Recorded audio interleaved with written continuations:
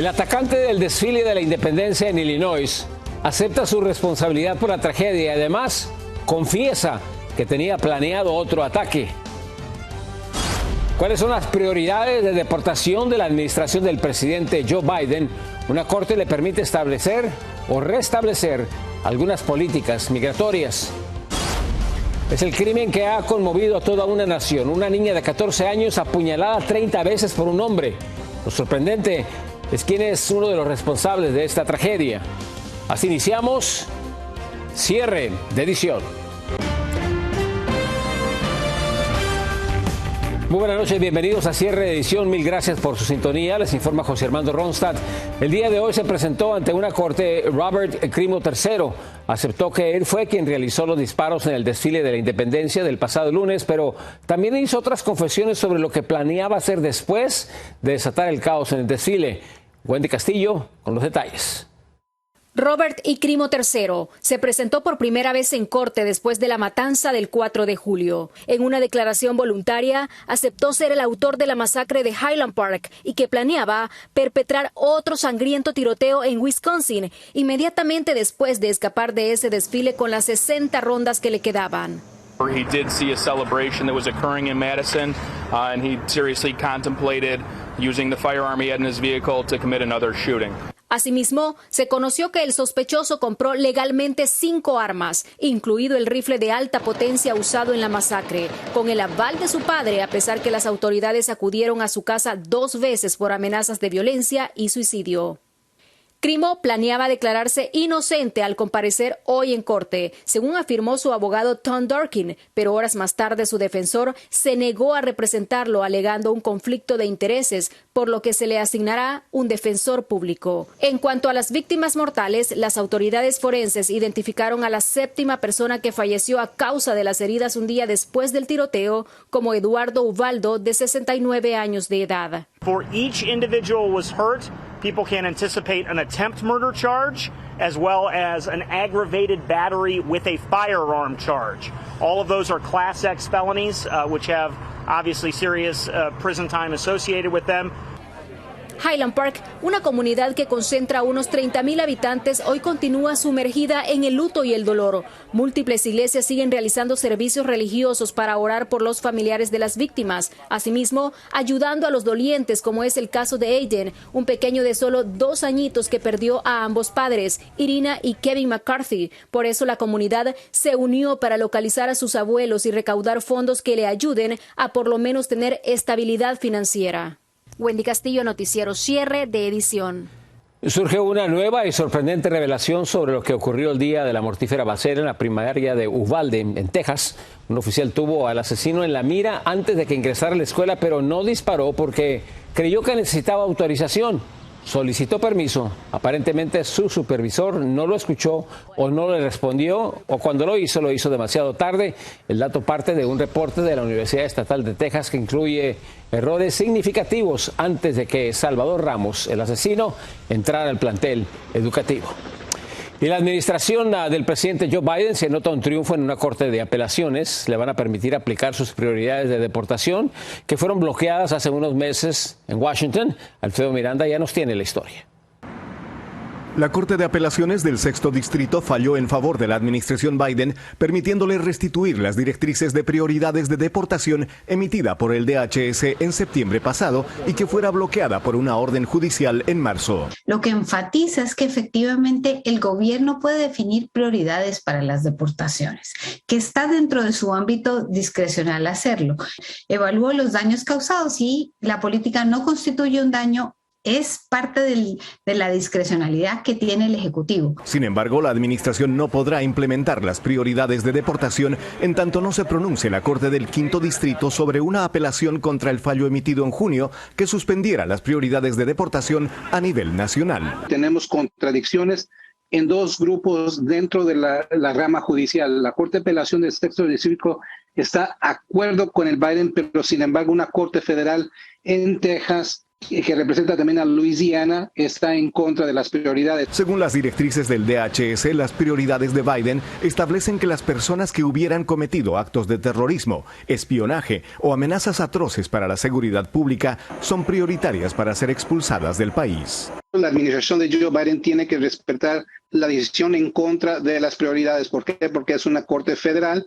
Sin embargo, dentro de la jurisdicción de la Corte de Apelación del Sexto Distrito, se puede implementar las prioridades y ellos tienen la discreción. Para algunos, la motivación política de las demandas judiciales en contra de la administración le hace mucho daño al sistema judicial. Esta práctica de miembros de un partido político en posiciones de poder, de estar demandando las actuaciones de la otra administración, cuando no hay realmente objeciones legales, sino justamente como una estrategia política, es una práctica condenable. Según expertos, sería la Corte Suprema la que tenga que dirimir el actual cuadro de resoluciones judiciales contradictorias sobre este caso. Cuando tenemos un conflicto en grupos de cortes, la Corte Suprema generalmente tiene que meterse para romper el jaque que existe. No podemos tener leyes que contradicen en una parte del país y la otra lado se implementa otro totalmente diferente. Desde Washington, Alfredo Miranda,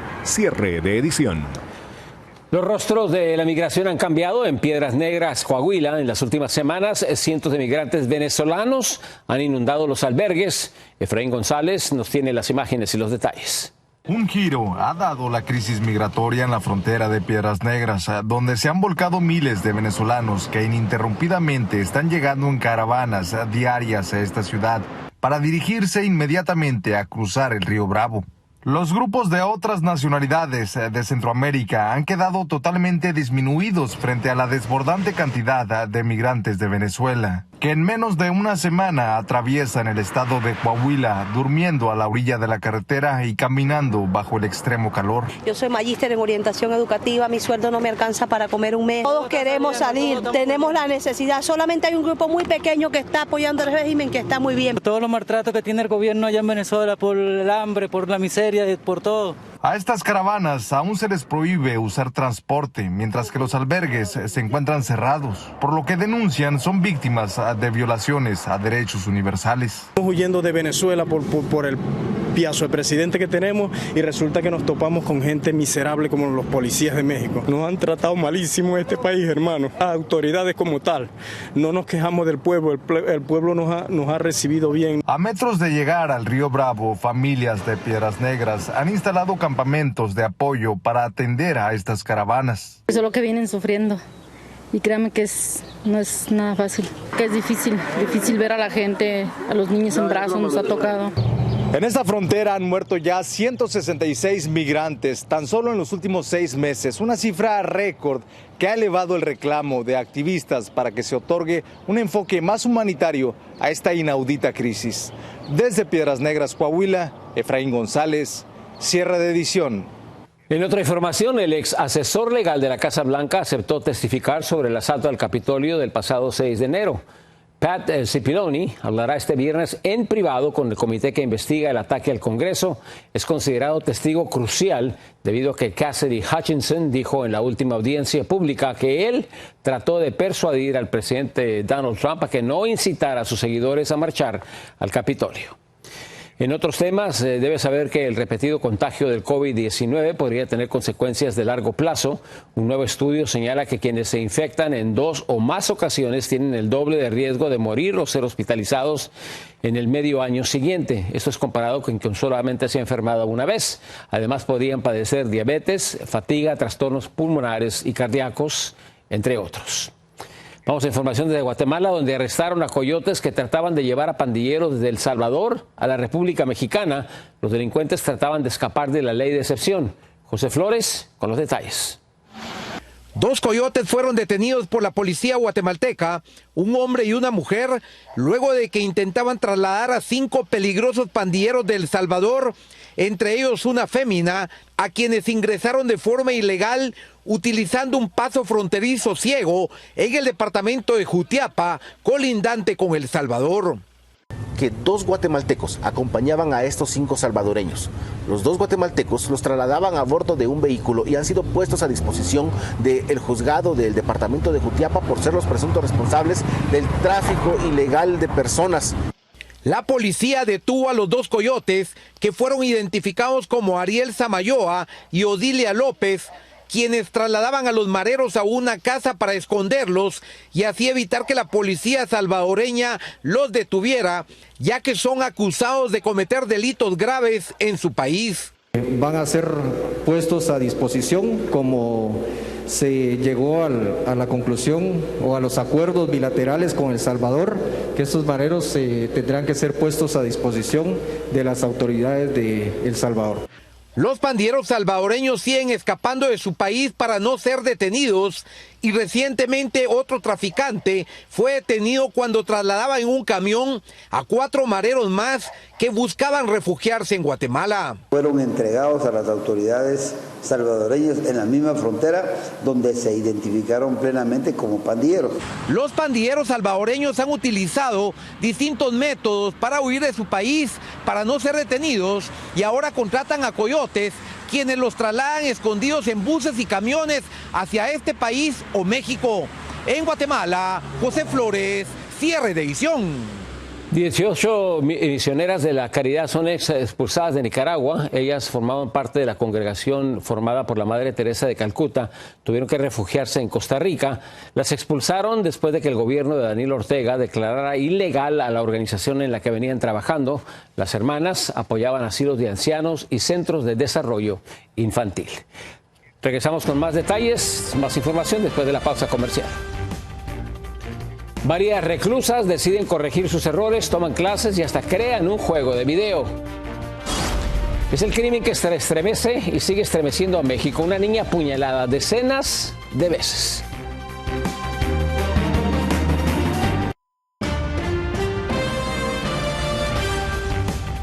En Colombia, varias prisioneras decidieron cambiar sus vidas, aprovecharon la oportunidad para seguir educándose. Hasta ahora han creado su propio videojuego. En Bogotá, Carolina Gómez nos cuenta su historia.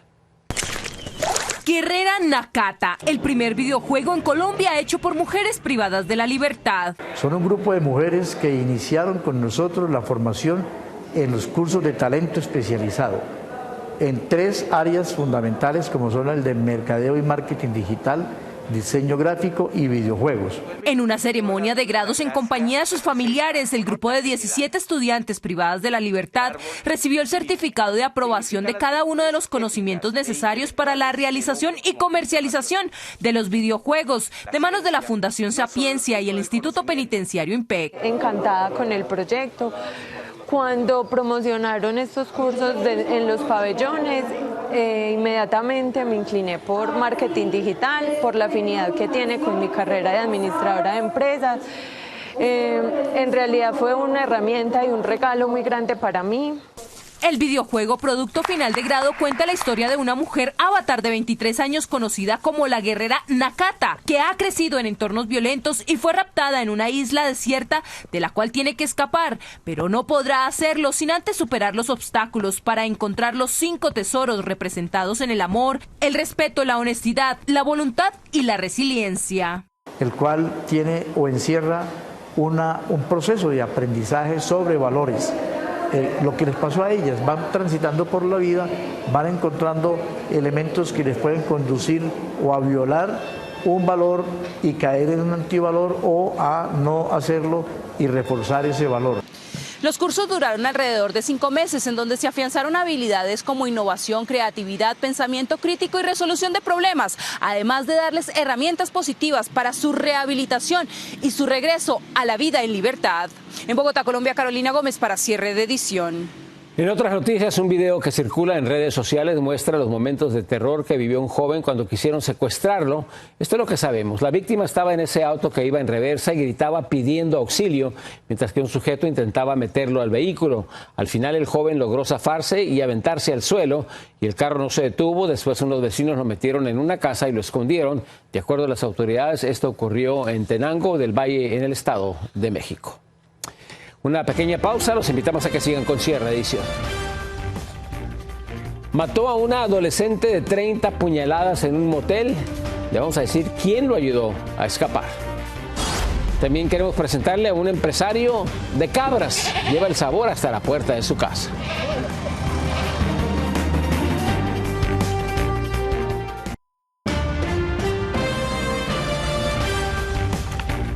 La muerte de una niña de 14 años ha horrorizado a México. Fue apuñalada hasta en 30 ocasiones, pero lo más indignante es saber quién ayudó a escapar al responsable de su asesinato.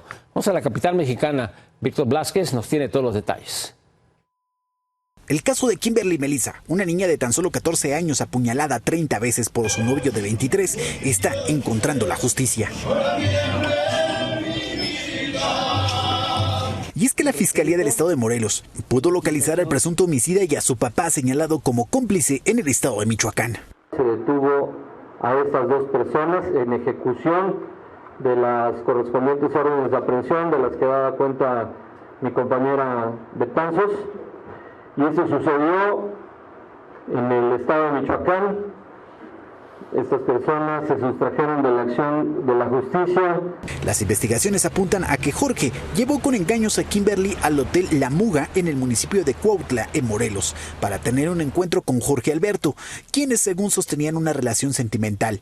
Ahí fue ultimada. Lo que no se explica es que el padre, siendo una persona de 51 años de edad, haya prestado ayuda, en primer lugar, para llevar a Melissa al hotel junto con este sujeto.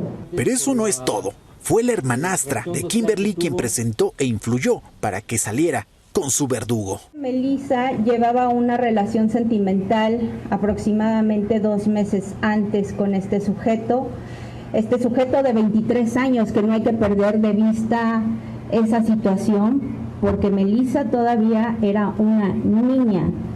En los próximos días un juez determinará la situación legal de los detenidos, pero la pregunta más importante, ¿por qué asesinaron a una niña? Esa sigue pendiente.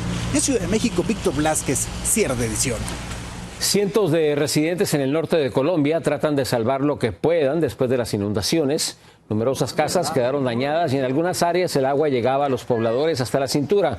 Por lo menos 13,000 personas han sido afectadas, pero afortunadamente no se ha reportado ninguna muerte. Varias ciudades están en alerta roja debido a los daños. Y esto que va a escuchar es verdaderamente increíble. Un avión voló 14 horas con un enorme agujero. Los pasajeros que viajaron de Dubái a Brisbane, en Australia, se quedaron aterrados cuando lo vieron al bajar de la aeronave. Aparentemente perforación causada por la rotura de un neumático durante el vuelo debido a una falla técnica. Ahora vamos a información desde El Salvador, donde un jovencito inició su negocio de ordeñar cabras y vender la leche en las calles de la ciudad. En poco tiempo ya hizo crecer su negocio, empezó con una cabra y estas ya se han multiplicado. Iván Manzana con los detalles. Cuando el sol se levanta, Héctor Díaz sale de su casa con un rebaño de cabras a las calles de Hilo Vasco, en El Salvador. Yo me dedico a vender leche de cabra. Todas las mañanas salimos a buscar los clientes, ¿verdad? Gracias a Dios, pues ya nos conocen y tenemos una pequeña clientela. Sus clientes pueden ver en vivo y en directo cómo Héctor ordeña los animales. La leche va literalmente de la ubre al paladar. Pero Héctor tiene una receta especial. Se nos ocurrió ponerle como sabor, ¿va? Entonces tenemos café, canela, esencia de carao. El emprendimiento surgió a raíz de la pandemia del COVID-19. Héctor se quedó sin trabajo y sin poder pagar sus estudios. Pues lo hacemos para salir adelante, pagar los estudios, ¿verdad? Y demás cosas, como la casa, el hogar, ayudarle a mi mamá. La madre de Héctor dice que el curioso negocio de su hijo mantiene a la familia. En realidad él es mi mayor apoyo, porque económicamente una madre sola no podría, y él es todo. A este joven de Hilo Vasco, el emprendimiento con sus cabras le ha abierto otros sueños agrícolas. Héctor Díaz comenzó con una cabra y ahora tiene 20. Compró más y se reprodujeron. Héctor también obtiene de su corral abono orgánico. En El Salvador, Iván Manzano, Noticiero Cierre de Edición. Vamos a un corte comercial y regresamos con más noticias. Una celebración con fuegos artificiales por poco le estalla en la cara a toda una familia.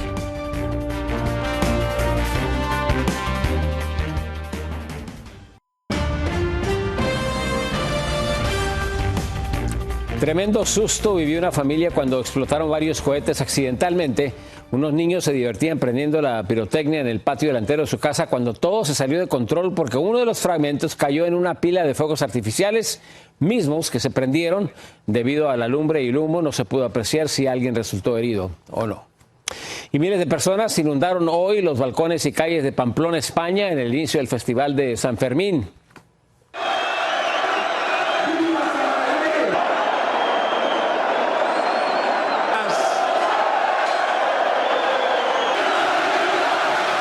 Como cada año, los asistentes estallaron en júbilo al escuchar el chupinazo, el cohete que inaugura los festejos como parte estelar, tiene los encierros, en lo que desde mañana y hasta el próximo 14 de julio, 6 toros salvajes van a corretear a cientos de personas. Este festival se había suspendido por 2 años debido a la pandemia. Como todos los años, muchos salen lastimados. Muy buenas noches, gracias por acompañarnos, los esperamos mañana. Yo soy José Armando Ronstadt.